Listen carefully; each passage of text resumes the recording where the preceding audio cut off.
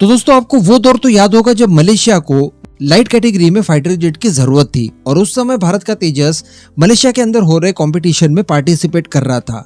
हमें वहां पर काफी ज्यादा उम्मीदें थी और ऐसे सारे सिग्नल्स मिल गए थे जिससे ये लग रहा था कि भारत का तेजस मलेशियन एयरफोर्स के द्वारा सेलेक्ट कर लिया जाएगा। और इसके पीछे कारण था हमारे तेजस की कैपेबिलिटीज, जो एक्चुअली मलेशियन एयरफोर्स को चाहिए वो सारी की सारी चीजें तेजस के अंदर थी।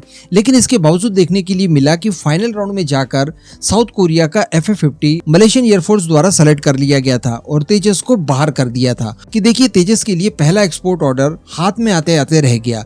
हालांकि फिर भी इस बात की तसल्ली थी कि क्वालिटी को लेकर भारत का तेजस बाहर नहीं हुआ है, कारण कुछ अन्य है। अब जब उन अन्य कारणों के ऊपर हम लोगों ने प्रकाश डाला तो हम लोगों ने कुछ निष्कर्ष निकाले थे। एक तो ये कि साउथ कोरिया को अमेरिका की बैकिंग मिल रही थी, इस वजह से भी वो अपना फाइटर जेट बेचने में कामयाब रहा। दूसरी बात कि भारत और मलेशिया के बीच में जो रिलेशनशिप है वो सामान्य नहीं है। जी हाँ, आज काफी हद तक भारत और मलेशिया के रिलेशनशिप सामान्य हैं, लेकिन उस दौर में बिल्कुल सही नहीं थे जब महातिर मोहम्मद मलेशिया के प्राइम मिनिस्टर हुआ करते थे। वो पाकिस्तान और टर्की के साथ मिलकर भारत की घेराबंदी लगभग सभी मंचों से कर चुके थे और परिस्थितियां इतनी ज्यादा गंभीर हो गई थी कि भारत को भी रिटेलिएट करना मजबूरी बन गया था और भारत द्वारा भी रिटेलिएट किया गया था। अब रिटेलिएशन में भारत ने दरअसल किया ये कि जो मलेशिया के साथ हमारा पॉम ऑयल का ट्रेड हो रहा था उसमें भारी कटौती कर दी। भारत में पॉम ऑयल की सबसे ज्यादा आवश्यकता होती है, इसलिए भारत सबसे बड़ा इंपोर्टर है और मलेशिया पॉम ऑयल का सबसे बड़ा एक्सपोर्टर है। तो जब भारत द्वारा कार्रवाई की गई थी मलेशिया के ऊपर तब मलेशिया को काफी नुकसान हुआ था और उसकी जो इकोनॉमी है उसको 15% तक के लॉसेस फेस करने पड़े। हालांकि बाद में उनकी सरकार चली गई, नई गवर्नमेंट आई और भारत के साथ रिलेशनशिप नॉर्मल हुए और ऐसी परिस्थिति में हमें उम्मीद जगी कि शायद तेजस फाइटर जेट मलेशिया खरीद लेगा। इसके लिए भारत भी कई सारी चीजें दे रहा था, जैसे कि ओवरऑल मेंटेनेंस वगैरह के लिए ऑफिस खोलने की बात कर दी थी। कई सारे कंपोनेंट्स को लोकल मैन्युफैक्चर करने के लिए भी भारत तैयार हो गया था, लेकिन इसके बावजूद तेजस को सेलेक्ट नहीं किया गया।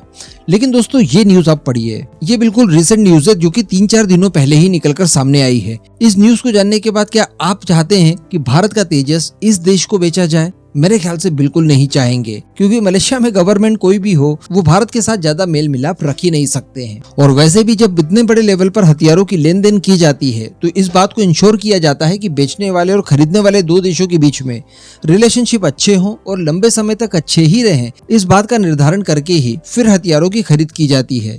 हम खुद भी देखिए अमेरिका से फाइटर जेट खरीदने में इन्हीं सब कारणों की वजह से डर रहे हैं और अभी तक अमेरिका से कोई भी फाइटर जेट नहीं खरीदा है। तो कहने का मतलब काफी अच्छा हुआ उस समय जब तेजस को मलेशिया द्वारा ही रिजेक्ट कर दिया गया, क्योंकि अगर तेजस दे दिया होता और उसके बाद मलेशिया अपना रंग रूप दिखाता ओरिजिनल वाला तो हमेशा समेटने के लिए समय ही नहीं मिलता। एक बार फिर से पढ़ लीजिए, काफी गंभीर विषय है ये। खुद प्राइम मिनिस्टर द्वारा इस तरह की चीजें की जा रही है तो काफी ज्यादा गंभीर मुद्दा तो ये है। लेकिन दोस्तों अब मलेशिया फंस गया है और कुछ इस तरह से फंसा है कि उसकी मदद केवल भारत ही कर सकता है। आपको शायद याद होगा जब तेजस की ही बात चल रही थी उस समय भारत ने यह भी कमिटमेंट किया था कि देखिए आप तेजस खरीद लीजिए, आपके पास Su-30 MKI की जो फ्लीट है उसको मेंटेनेंस देने का काम भी हमारा रहेगा। चूंकि हमारे पास भी Su-30 है, उनके पास एक्चुअली MKM वेरिएंट है, हमारे पास Su-30 MKI का वेरिएंट है। थोड़ा सा डिफरेंस जरूर है लेकिन काफी ज्यादा सिमिलरिटीज भी है।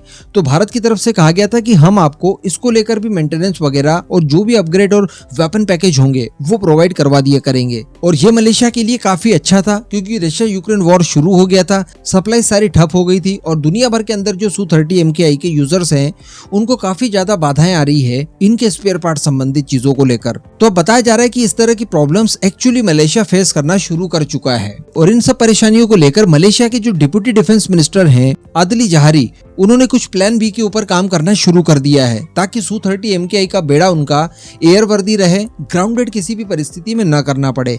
क्योंकि अगेन रशिया के द्वारा स्पेयर पार्ट्स वगैरह और मेंटेनेंस की चीजें ये प्रोवाइड नहीं करवाई जा रही है। वैसे ये लोग छोटे कस्टमर हैं तो रशिया विशेष ध्यान देगा भी नहीं। दरअसल इन्होंने पहले स्पेयर पार्ट्स वगैरह की जो सप्लाई थी उसे सुनिश्चित करने के लिए एक योजना बनाई थी और उस योजना के तहत इनकी एक स्थानीय कंपनी जिसका नाम एरोस्पेस टेक्नोलॉजी सिस्टम कॉर्पोरेशन है उसके साथ टाई अप किया था। और दरअसल यही कंपनी इस बात को सुनिश्चित करती कि 1500 घंटे की उड़ान या फिर 10 साल का ऑपरेशन समय, इस दौरान जितने भी स्पेयर पार्ट्स और रखरखाव संबंधित जरूरत पड़ेगी इन्हें चीजों की वो सारी ये लोग प्रोवाइड करवा कर देंगे, जिसके लिए डेफिनेटली ये कंपनी भी रशिया से स्पेयर पार्ट्स वगैरह खरीदती और उसके बाद इनके बेड़े में उनका इंटीग्रेशन वगैरह करके उन्हें एयर वर्दी रखती। लेकिन अभी जो प्रॉब्लम चल रही है रशिया यूक्रेन वॉर की, ऐसी परिस्थिति में ये सारी चीजें चीजें ठप हो चुकी है और अब मलेशिया के सामने काफी ज्यादा परेशानियां आ गई है, क्योंकि मलेशियन एयरफोर्स के पास भी इस समय पूरा दारोमदार Su-30 MKM के ऊपर ही है। तो ऐसी परिस्थिति में उनके पास अन्य कोई विकल्प नहीं है भारत से मदद मांगने के, क्योंकि Su-30 को लेकर रशिया के बाद अगर कोई मदद कर सकता है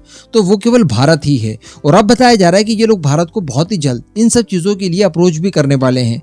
यानी ये लोग भारत से कहेंगे कि हमारे Su-30 के बेड़े को एयरवर्दी रखने के लिए जो भी जरूरत की चीजें हैं, जो मेंटेनेंस के लिए चाहिए या जो स्पेयर पार्ट्स वगैरह की कमी हम लोग फेस कर रहे हैं, उनकी सप्लाई चूंकि रशिया नहीं कर रहा है तो आप करके दीजिए। एंड हो सकता है कि इसके साथ साथ ये लोग अपग्रेड पैकेज और साथ में कुछ वेपन पैकेज भी इसके लिए भारत से मांग लें। तो कहने का मतलब कुछ भी हो, अंततः इनको जरूरत भारत की ही पड़ी है। इस मुश्किल परिस्थिति में भारत के अलावा अन्य कोई भी देश नहीं है ऐसा जो कि इस काम के लिए इन्हें मदद कर सके। अब खैर वैसे दिखाई तो दे रहा है कि अगर ये लोग भारत से इसके लिए डिमांड करेंगे तो डेफिनेटली भारत हाँ कर देगा और भारत इनको जरूरत के लिए जो भी स्पेयर पार्ट्स और मेंटेनेंस की आवश्यकता पड़ती है वो प्रोवाइड करवा ही देगा। क्योंकि अभी कुछ ही सप्ताह पहले भारत के defence minister Rajnath Singh Malaysia के विजिट पर गए थे और उस दौरान भी दोनों देशों के बीच में डिफेंस कॉपरेशन को लेकर बातचीत हुई है और उनकी तरफ से इन्हें आश्वासन दिया गया है, यहाँ तक कि ब्रह्मोस की भी बातें मलेशिया के साथ चल रही है। लेकिन अगेन मेरा ऐसा ही मानना है कि इन्हें तेजस न देकर वाकई में भारत का फायदा हुआ है। इस पूरे मुद्दे पर अब आपका जो भी मानना हो